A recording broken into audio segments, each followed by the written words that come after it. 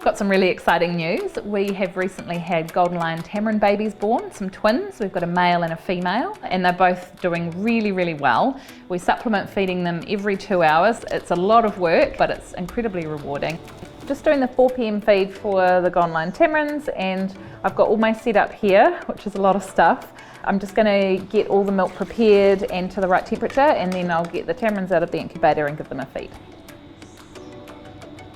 Frida and Alonzo are our adult Golden Lion Tamarins, and we knew this was coming. We knew that Frida was about to pop because she was absolutely massive, and we've been monitoring it very closely for a long time. And she did really well for a couple of days, but it became obvious very quickly that the babies weren't getting any milk, and that Frida didn't really have any milk to feed them, and we could see them getting weaker and starting to slide down her body, which is a really key indicator that they aren't doing that well. We did as much as we could to give Frida the best chance of being a mother, and unfortunately, despite everything we tried, it just wasn't meant to be. So we made the really difficult decision to pull them for hand rearing, and so for the last week or so we've been feeding round the clock, getting these babies through this critical time period. Right, so that is at 38 degrees, which is good, 0.95, so tiny amount. Who's first? It's a race. It's the little lady. You ready? Okay. Oh, you're so hungry. Hand rearing can be a bit of a tricky thing, particularly with primate species. It can result in some behavioural issues further down the track when they're adults, where they don't know if they identify with humans or with their own kind. But it's been done with tamarins, so we've got a lot of research and a lot of information at our disposal to help us do the very best job that we can. There's actually quite a lot of crossover between having a human baby and having a Golden Lion Tamarin. For example, to try and get the little lady to poo, we're trying different things like abdominal massage, and so far it actually seems to be helping. So yeah, it's bringing back a lot of skills that I thought I had long put to bed. Now it's your turn. So this is the little male, and we can tell quickly that he's a male because we've just put a little bit of blue nail polish just on his fur there, so we can quickly know which one's which. Golden Lion Tamarins are critically endangered, so it's really important that we do as much as we can to try and make sure that we have healthy, successful individuals that can then go on and contribute to the breeding program, either within the region or internationally. You're pretty sleepy now, aren't you? It was the biggest feed you've had.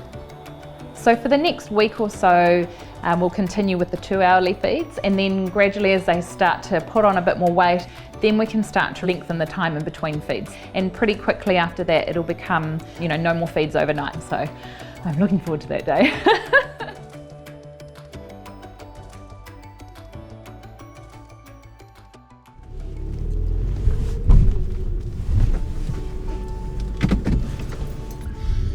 The time is 8 o'clock at night, and I've just come in for the 8 o'clock feed, coming back at 10. Today we're very excited because we get to drop a feed, and that feed happens to be the 2 a.m, which is the killer. We're really thrilled that we've got them to the point now where their weight increase is tracking in the right direction, and so they can now afford to drop a feed at night. And then hopefully from here on in it just gets better and better, and we get to drop the 4 a.m in a couple of days. So by the end of this week, we'll just be feeding 6 a.m. to midnight. All right, who's first? Where are you? Little squeakies. I'll take you first, little lady. Let go of your brother. We're using what we call a surrogate mum at the moment. Even though we're providing all the care, we limit our interaction with them, and so the majority of their time they're spending with either their red panda mum or their meerkat mum. They actually outgrew their meerkat pretty quickly, so the red panda's working out really, really well. I'm hungry. So after every feed, we have to stimulate them to wee and to poo, which is exactly what their parents would be doing. They can't do it on their own just yet, they're too little, but as they begin to develop and get a bit stronger, then they will start to do it on their own. Hi, here's my little friend. Here we go, little man. You ready? From here, they're going to start to develop really quite rapidly. So by about 12 weeks, they'll be fully weaned. So we've really only got a few more weeks until they'll be almost independent and won't need us anymore, which is actually a good thing. In the next 2 to 3 weeks, we're going to start introducing solids and the interaction that they have with their parents, which is going to be a really big step forward. It was good. It was a good feed. They have started to put on the weight that we've really wanted to see over the last couple of days. So very happy about that, and we're celebrating that because it's been a long 17 days.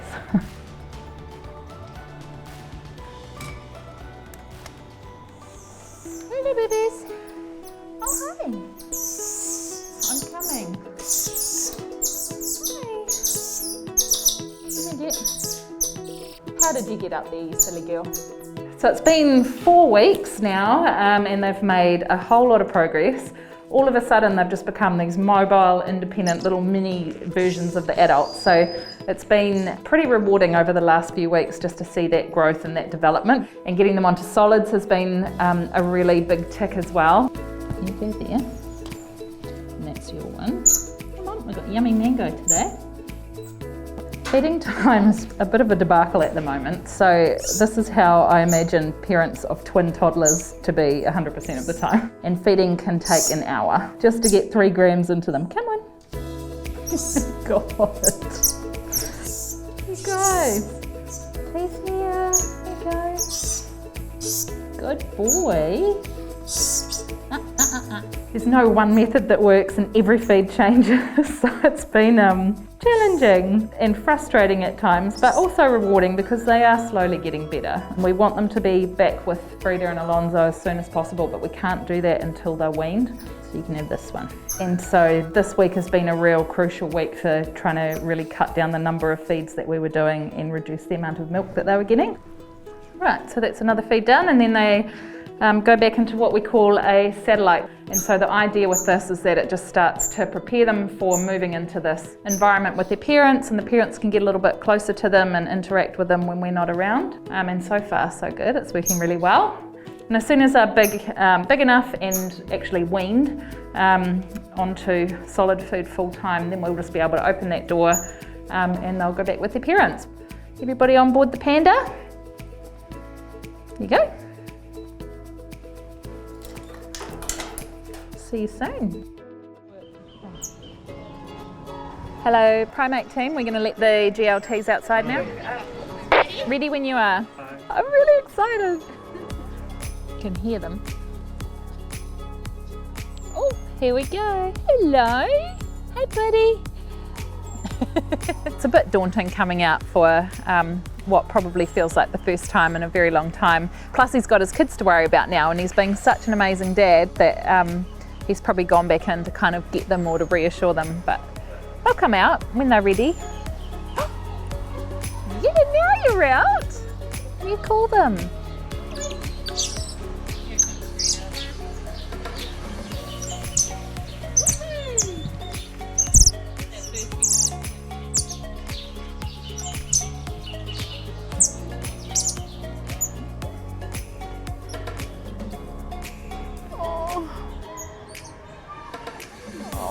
Look at him. Oh, it's the cutest. So the family have been together for 8 days now. The babies were living within their little satellite home that was inside the parents' night rooms. And all we did one day was just kind of open the door and leave them to it. And they figured it out themselves. Alonzo was the first one straight over, coming in to check that they were okay. And it was all just really relaxed and calm, and they were feeding together. He's been so attentive and so encouraging. So it's been so amazing to see him come out of his shell, and he was made to be a dad, and he's doing all the right things.